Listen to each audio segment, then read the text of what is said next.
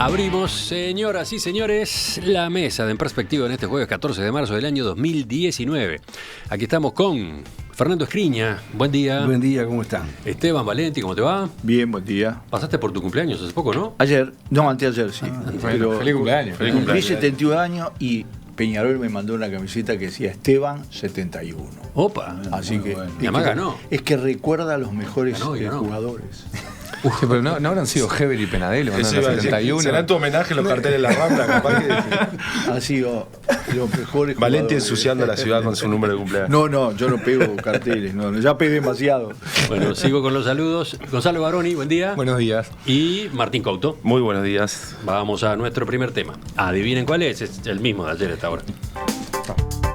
El mismo de ayer a esta hora, pero con las variantes del paso del tiempo, ¿no? El Ministerio de Defensa ordenó retirar de los canales de comunicación oficial del Ejército un video de despedida que fue grabado por el ex comandante en jefe de la Fuerza, Guido Manini Ríos, luego de haber sido cesado del cargo el martes pasado.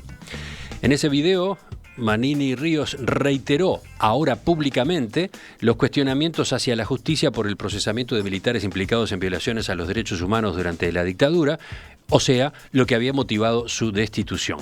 Además agregó que el deterioro de sus relaciones con el Poder Ejecutivo por la reforma de la Caja Militar fue otro factor que influyó en el cese. He tratado de sacar adelante a nuestro ejército enfrentando la incomprensión de muchos, las falsedades de burócratas incapaces de ver la realidad, enceguecidos en su soberbia o atrapados en sus prejuicios ideológicos, y la acción de aquellos que lucran con la confrontación, convertidos en peones bien pagos de los centros de poder mundial. En su alocución, Manini Ríos dejó la puerta abierta a una futura carrera política, con el fin de lograr, dijo, para la institución militar y para los más frágiles de nuestra sociedad, la justicia que no pueda alcanzar desde otro puesto de lucha. Ayer, casualmente, en la tarde, el nuevo partido Cabildo Abierto realizó una conferencia de prensa en la que reafirmó la intención de postular a Manini Ríos a la presidencia. Sin embargo, el excomandante había dicho más temprano en El Observador que no autorizaba a nadie a manejar su nombre.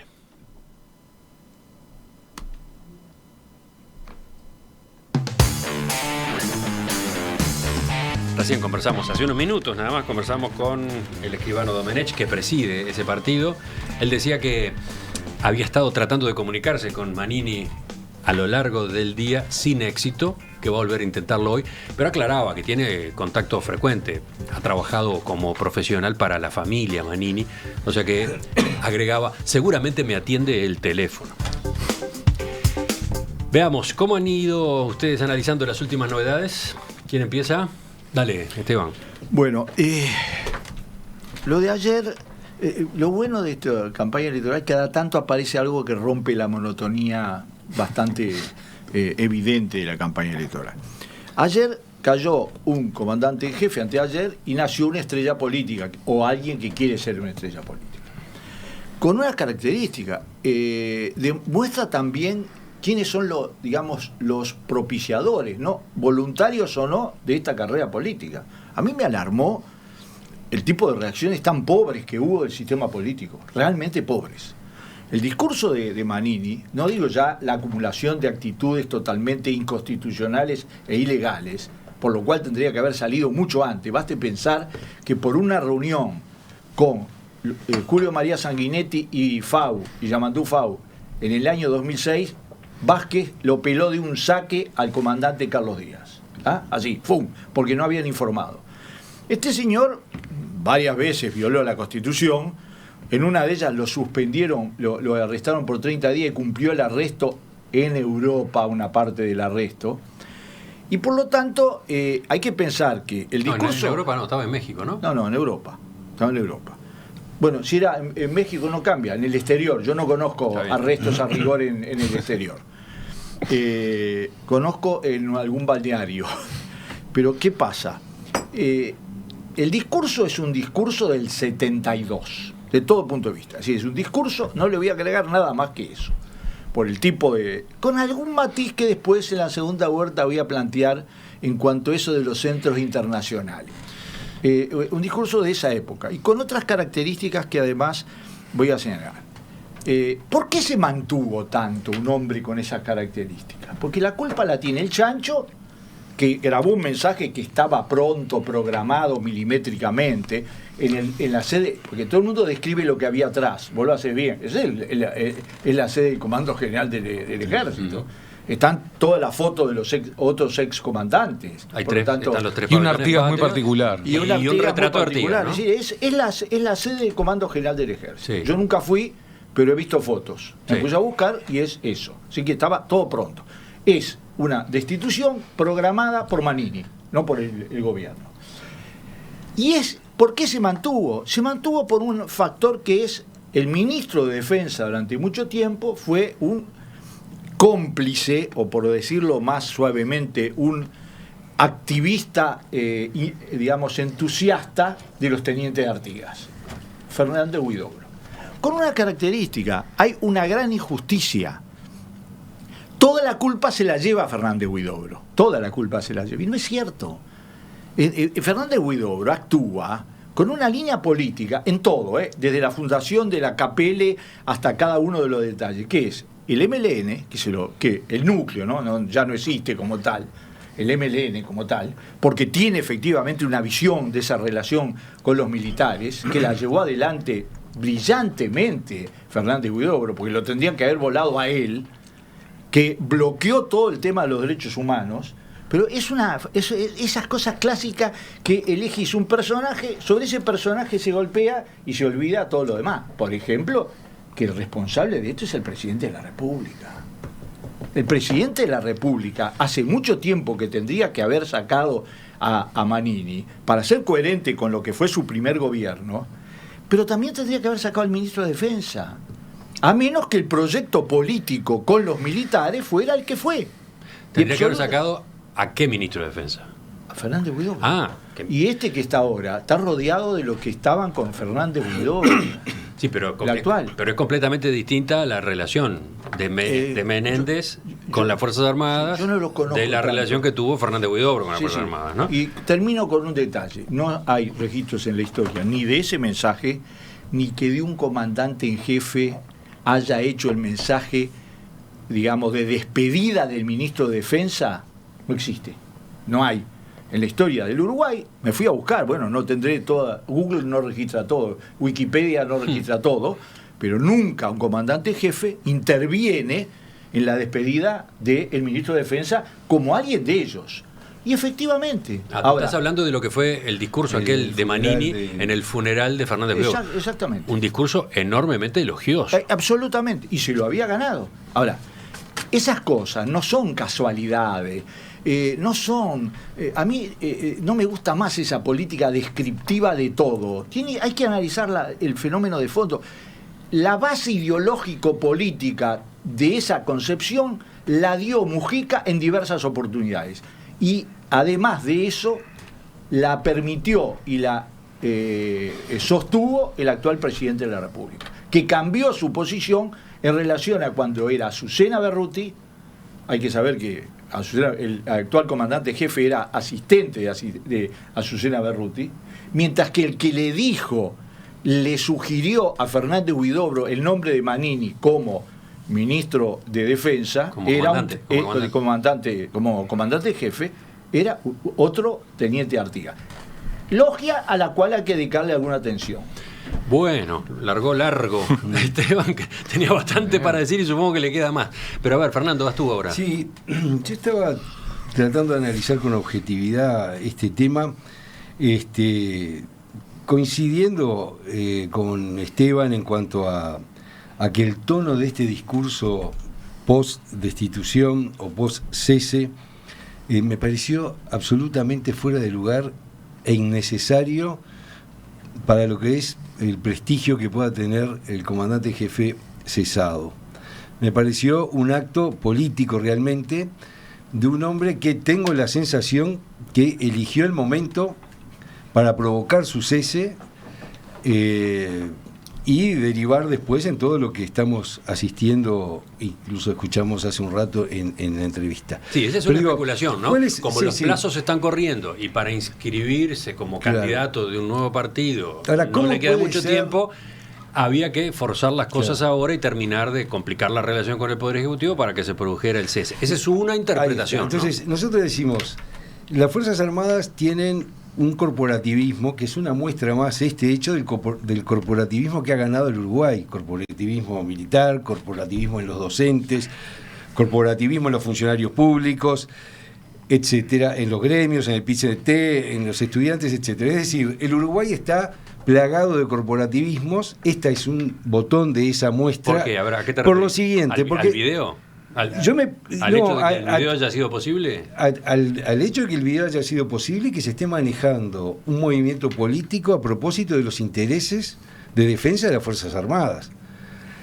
¿Por qué digo esto? Porque todos decimos, no, el espíritu de cuerpo de las Fuerzas Armadas tiene su origen en la lucha que afortunadamente ganó contra la subversión, ¿verdad? Es decir, cuando en el año 71 se le encomienda a las Fuerzas Armadas el combate de una guerrilla que quería instalar una dictadura a la cubana en el Uruguay, bueno, cumplió un rol. Pero entonces yo pregunto, ¿cómo puede ser que en el funeral de Fernández Huidobro se hayan dicho estas palabras, que yo quiero leerlas porque para poder entender de qué se trata esto del corporativismo? Dice, quiero destacar la coherencia de Eleuterio Fernández Huidobro. Pero dice algo más. Dice, su capacidad de análisis singular de la realidad y de la actualidad lo llevaron a entender perfectamente que detrás de quienes atacaban a las Fuerzas Armadas, de quienes buscaban debilitarlas, destruirlas, estaban los centros de poder mundial, a los que él combatió durante toda su vida, y he ahí su coherencia. Y fíjense lo que dice un militar que integró las Fuerzas Armadas que afortunadamente terminaron con el MLN en el Uruguay, según mi punto de vista. Dice, y eso le despertó críticas y enemigos, y eso le hizo una profunda mella en su alma. Dice, era un hombre valiente, discrepo, un Quijote, discrepo, un gladiador, discrepo con Manini, y siguió su lucha hasta el último de sus días, pero remata así, una cosa absolutamente inaceptable para mí. Quienes vestimos el uniforme de las instituciones armadas de la República le debemos un sincero homenaje a don Eleuterio Fernández Huidobro. Es decir, gente que vistiendo ese uniforme cayó en defensa de las instituciones antes del golpe de Estado, precisamente contra los iluminados, entre ellos Fernández Huidobro. Entonces digo, ¿cómo se explica todo esto? ¿Cómo se ata todo esto? Y esto se ata por una cosa. Hay un corporativismo de intereses que va más allá incluso del espíritu de cuerpo que provoca una guerra. Es un tema muy especial en el Uruguay que se va conformando de esa forma. ¿Vamos al otro lado de la mesa? Sí, no era para hablar de Huidobro, creo, el tema. No, esto no quiere decir que alguien no pueda hablar, porque es como medio molesto cuando te dicen, no te estás ciñendo al tema. Yo quiero decir que no voy a hablar de Huidobro, porque lo condenable hoy, lo espantoso hoy, es la actitud del comandante cesado Manini Ríos. Y junto con eso, es de quienes hacen cuentas. Y esto no es propiedad de un solo partido. Porque siempre hay cosas que se dicen en todos lados, salvo adelante de un micrófono, ¿no? El micrófono puede estar en las bancas parlamentarias o en esta radio, en otra, etc. Y es la cuenta de la familia militar. Entonces no te metas mucho, porque mirá que son un montón votando, ¿no? El servicio de retiros y pensiones de las Fuerzas Armadas sirve 49.000 entre prestaciones, digamos, entre retiros y pensiones, y sumale a eso los oficiales y personal subalterno en actividad y su familia, ahí en la cuenta además te agregan, calculando hijos menores de 18 años, ¿no? Pero entonces la idea es no te metas mucho con esto, no cambies mucho, no discutas mucho, y pareciera, por ejemplo, que Verónica Alonso está haciendo esa cuenta, por eso, o la Calle Pou cuando dice o Martínez, o Martínez, que yo lo escuché ayer, no dijo una palabra. No sé qué dijo. No, la nada, verdad, bueno. Nada. La Calle Pou dice que se desempeñó con apego a las normas. Falso. Absolutamente falso. Entonces no sirve que solo se diga que el presidente de la República podía hacer lo que hizo, que por supuesto que lo podía hacer.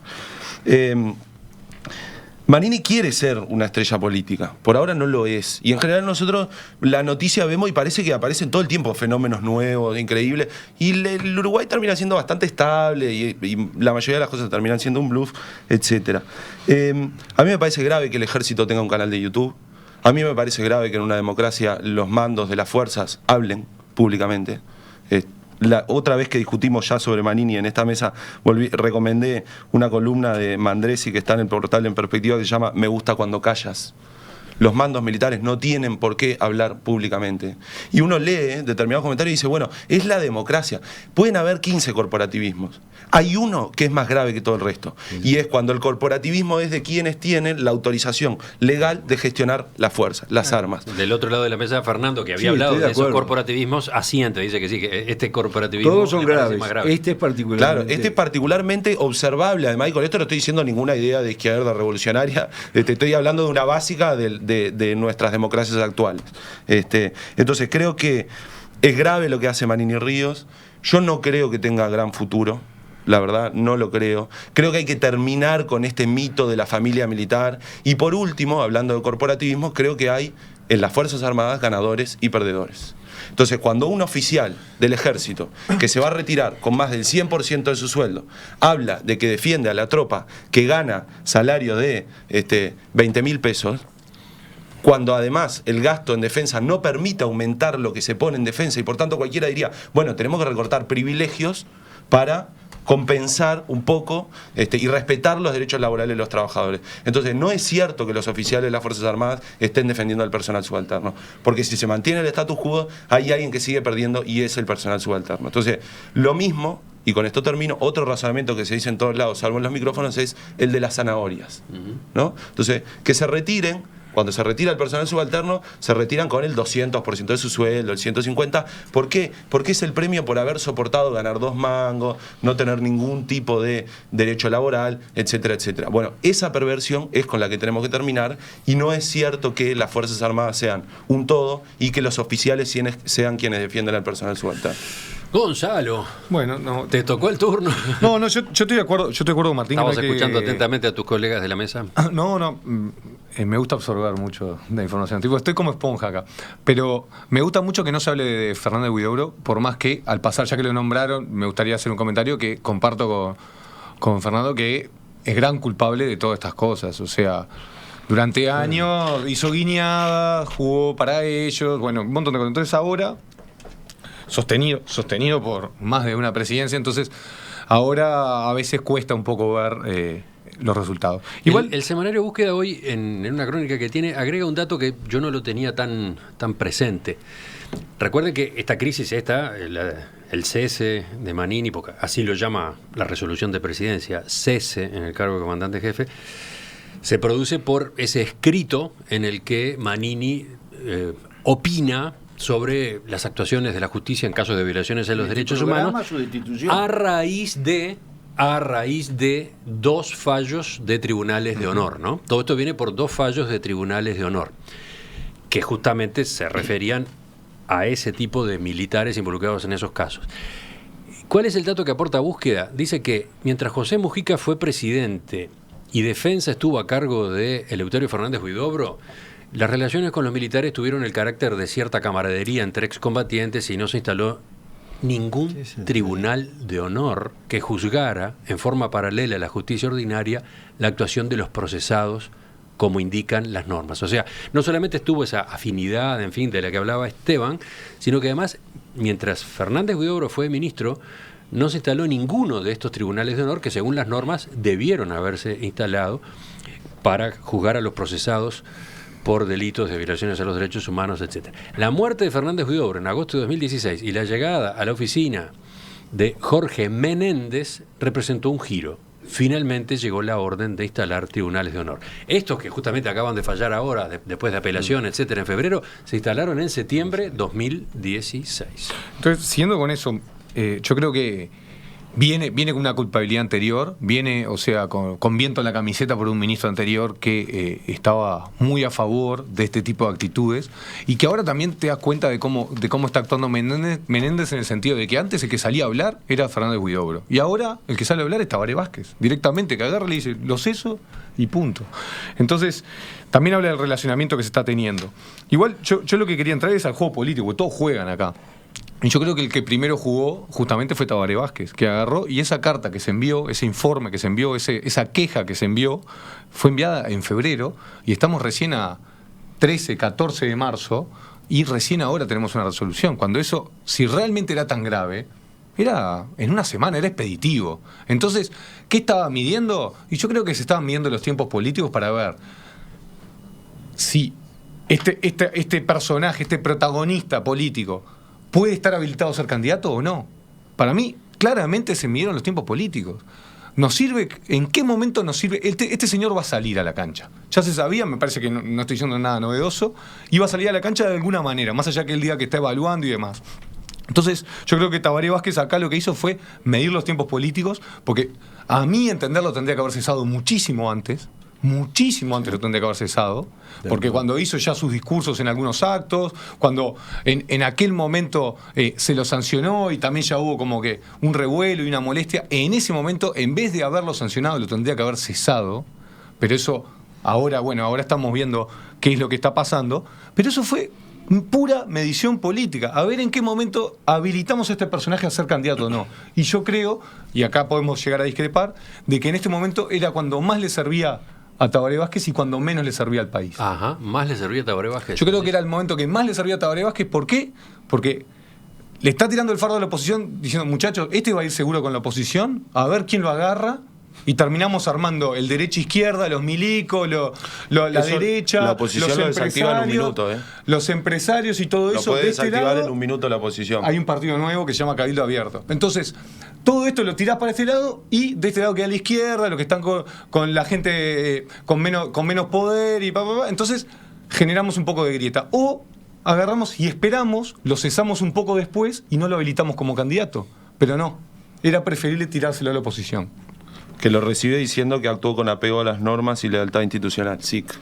Porque la oposición se puede sacar el fardo rápidamente, ¿no? Alguien calculó y creo que calculó bien. Yo no hubiese hecho eso, yo hubiese prevalecido el país. ¿Por qué? Porque no creo que sea un buen candidato y no creo que sea alguien que tenga que estar en el ruedo político en este momento, porque está generando un antecedente de caudillos militares. ¿Por qué? Porque estuvo durante todo este tiempo haciendo campaña política bajo instituciones democráticas, dentro de una institución que no puede hacer campaña política. Entonces, si esto se hubiese cesado hace tiempo, estaba en la cancha antes y capaz esto, como bien decía Martín, era un bluff, empezaba y terminaba. Ahora lo largó en el mejor momento político para largar. ¿Y para qué? Para complicar la oposición. ¿Por qué? Porque la gente, muchos dicen, no está tan mal lo que dice este tipo. Lamentablemente, a mi entender. Entonces, ¿qué? Cálculo político, el que primero calculó esto es ajedrez. El que primero calculó fue Tabaré Vázquez y ahora tiene que calcular la oposición. No sé cómo van a jugar, eso lo veremos. Bueno, la historia nacional demuestra que todos aquellos que invocaron electoralmente la familia militar se equivocaron fiero. No existe la familia militar a la hora electoral. Hay blancos, colorados, frente amplista, gente que no es nada. Pasó siempre, absolutamente. El discurso de él no fue para la familia militar, lo tomó como base, con un target determinado, pero era para los desheredados, para decir. Y es un discurso muy bien hecho, vamos, no. Es decir, muy bien hecho, muy digamos, peligroso. No porque yo no voy a agitar la sábana del golpe de Estado, porque es una manera de deformar la realidad. Sí, ese es un ángulo que termina apareciendo en este debate. No, yo no lo Entonces que no vas por ahí. No, yo no va por ahí. Acá los golpes de Estado en América Latina se dan con los votos ahora. Punto. Si los cambios radicales hacia la derecha o hacia posiciones autoritarias se dan con los votos. Y no voy a mencionar a nadie. No hace falta. Acá el tema es que además la falta de una orientación política, teórica, cultural, mire lo que le digo, porque en el Uruguay las Fuerzas Armadas siempre fueron vistas por todo el sistema, incluso por los blancos, como unas fuerzas coloradas. Y vamos a decir la verdad, tenían razón, no era una familia, no los votaban a los colorados, pero era una fuerza donde, es más, la presidencia de la calle fue una demostración de que efectivamente las tensiones internas entre... A ver, Mario Guerronda le puso un micrófono a Fernando Amado, a Amado, el general, y salió y fue motivo de una crisis, etcétera. Es decir, hay además de las pequeñas escaramuzas un gran valor institucional, constitucional. Lean el libro de Lessa sobre qué pasó cuando ganó las elecciones el Partido 58, Nacional, sí, que estaban de discutiendo si iban con las armas, digamos, cargadas o no al desfile, por si le dejaban asumir el gobierno al Partido Nacional. ¿De qué año estás hablando? 58, cuando el golpe de Estado. Y el gran papel Cuando de Zedel en asegurar el cambio. 58, el golpe de Estado no. Cuando el cambio Cuando dejó de gobernar el Partido Colorado después de asumió 98 el años. Partido Nacional. Entonces, ahora que hemos avanzado tanto, porque no tiremos todo a la basura. El Uruguay, desde el punto de vista democrático, todos hemos avanzado mucho. Aún los que nos batimos contra la democracia, incluidos los tupamaros, vamos a tener las cosas como son. Pero estas cosas retrotraen el debate totalmente a una etapa que nosotros no queremos más. No queremos discutir ese nivel de primitivismo, con un detalle que yo estuvo muy bien leer lo que él dijo cuando habló en el entierro de Fernández Huidobro. Cuando está hablando de los centros internacionales, no está hablando de Amnesty International, como muchos dicen. Mentira, eso no es un centro internacional. Está hablando de la doctrina militar vigente de los Estados Unidos, que propone transformar a las Fuerzas Armadas en guardias nacionales de la lucha contra el narcotráfico. Uh-huh. Y esa concepción, de la cual se opuso notoriamente Fernández Huidobro y, digamos, es hoy ampliamente mayoritaria en el Uruguay, es la concepción que él hace referencia. No lo dice explícitamente, pero el que sabe leer y pega las dos cosas, los dos discursos, sepa que ese se plantea. Ese palo va para Estados Unidos. Sí. Pero el otro también estaba. Tanto Fernández Huidobro como Manini han coincidido en su molestia, en su fastidio por las organizaciones internacionales de derechos humanos que ponen dinero en ONGs acá, que hacen que haya profesionales de esas luchas, etcétera, absolutamente, etcétera, ¿no? Con una característica. Esa es una batalla que se viene dando con resultados bien concretos. Es decir, vos hablaste de los tribunales de honores, pero durante todos estos años no se ha encontrado nada. ¿Por qué se tira contra la justicia? Porque en el Poder Ejecutivo no se avanzó un centímetro en el tema de derechos humanos. Que alguien me diga que se avanzó en los últimos 9 años. Algo... Sí, dale, Fernando. Yo insisto en que este corporativismo, digamos, esta idea de armar un partido y esta búsqueda de líderes que hacen estos discursos, ¿por qué nos retrotraen al pasado? Porque es esa generalidad antipolíticos, cuando él refiere a los burócratas, etcétera, es el discurso que en nuestra adolescencia escuchábamos de los militares y escuchábamos de los tupamaros y escuchábamos de la izquierda, es decir, el ataque al sistema, el ataque sistemático a la clase política uruguaya. Entonces, Pacheco también andaba en esa, ¿no? Pacheco tuvo que enfrentar una guerrilla que quería instalar una dictadura. Esto es lo que esa es mi opinión. No. Pacheco era un político. Sí. Y ¿a qué me refiero con esto? Le haría mucho daño al Uruguay un partido que se asimilara al sector militar. Le haría daño. Porque normalmente los partidos políticos trabajan en función del interés general. Es decir, a nadie se le pregunta de dónde viene y hacia dónde va. Pero necesariamente un partido como este, Cabildo Abierto, es un partido militar. Yo se lo preguntaba a Domenech, él decía... Hay militares, sí, pero también hay civiles, hay historiadores, por ejemplo, hay periodistas.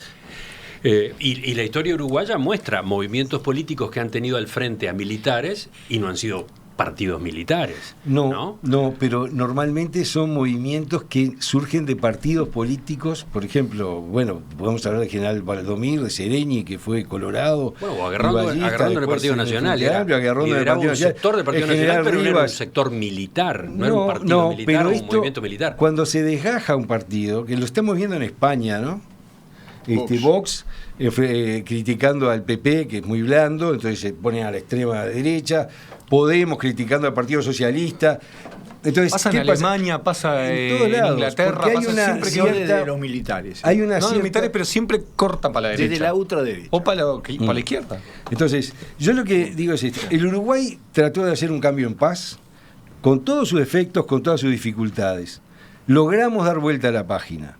Logramos tratar de no reeditar, por lo menos en lo que es mi pensamiento, no reeditar los debates del pasado y poder mirar de una vez por todas hacia el futuro.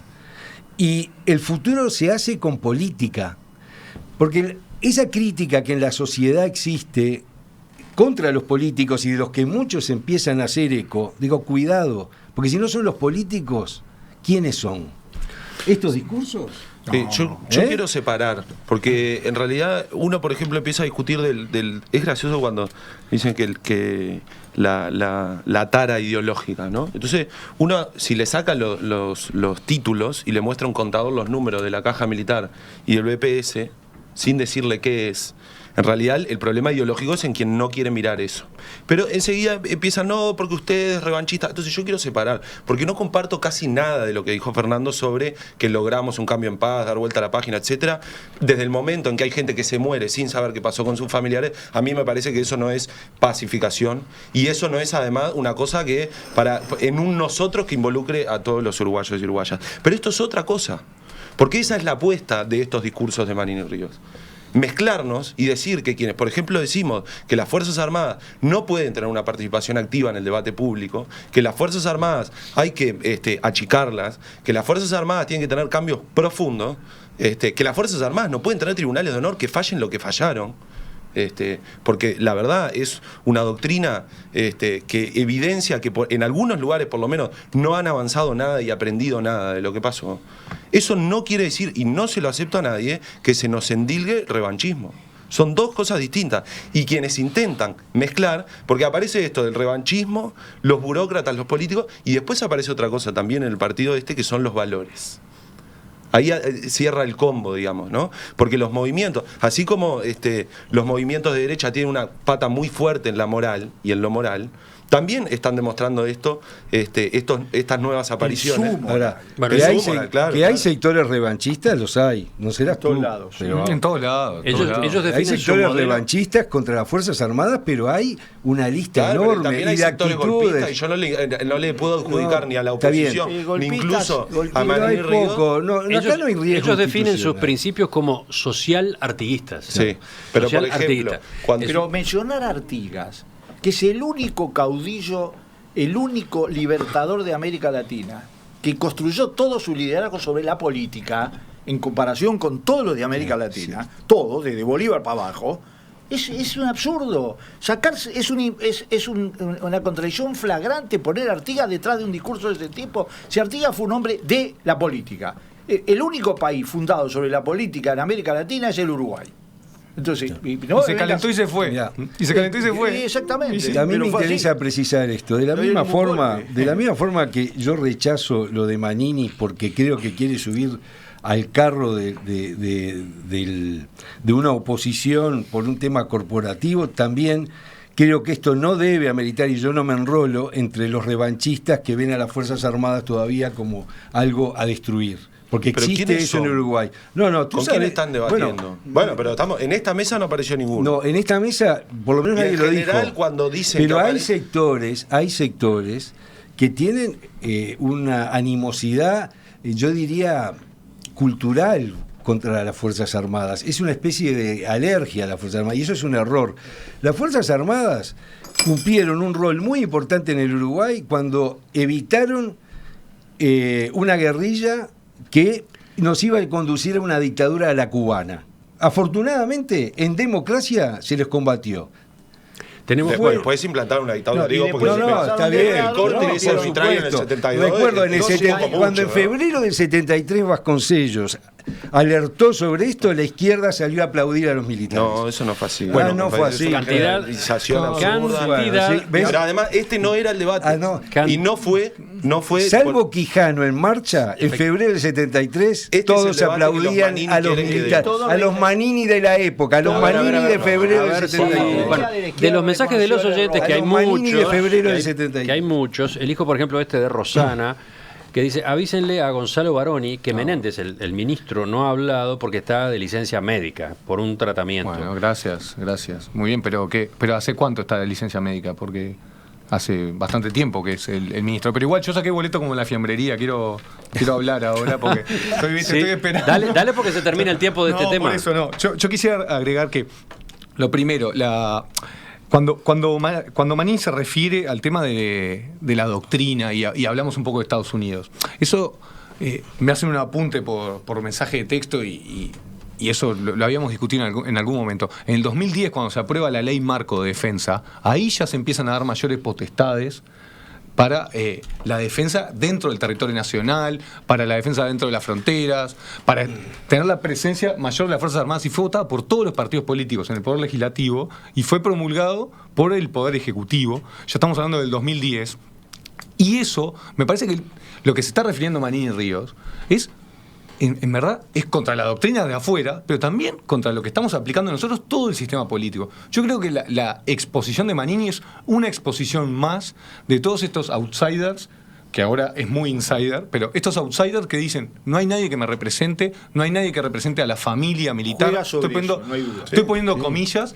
Por eso hoy también hablé de caudillo militar, y esto es un antecedente muy malo, y por eso yo creo que acá hay un gran error de cálculo político para bien del país de Tabaré Vázquez, que lo tendría que haber cortado antes o después, no en este momento que ya está en el ruedo político. Si lo cortaba después no era candidato, y si lo cortaba mucho antes, puede ser candidato. Puede ser candidato porque era hasta el 1 de abril. Entonces, o lo cortaba mucho antes y ahí en ese momento capaz era un bluff, como bien decía Martín hoy, y terminaba antes. Entonces ahora, este cálculo político, muchachos, ahora tenemos a alguien que no le gusta o que mira de reojo, que mira sobre el hombro a la mayoría de los políticos, y que lo que va a hacer es, ahora empieza él a hacer un cálculo político, la oposición empieza a hacer un cálculo político a partir de un cálculo político que Tabaré Vázquez hizo por sobre la política, por sobre el país. Entonces me parece que ahí le erró y nos puso un problema a todos.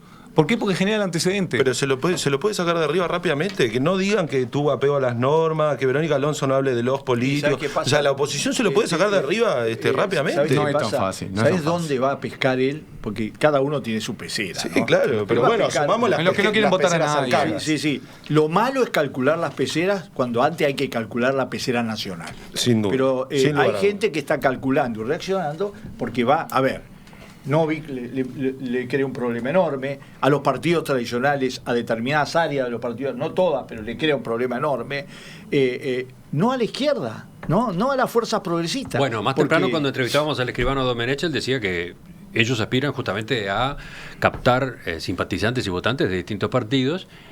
Mencionaba el ejemplo de Marcos Metol. Él decía, votante del Frente Amplio en las últimas elecciones. Sí. Después que habló Manini, salió ayer una encuesta.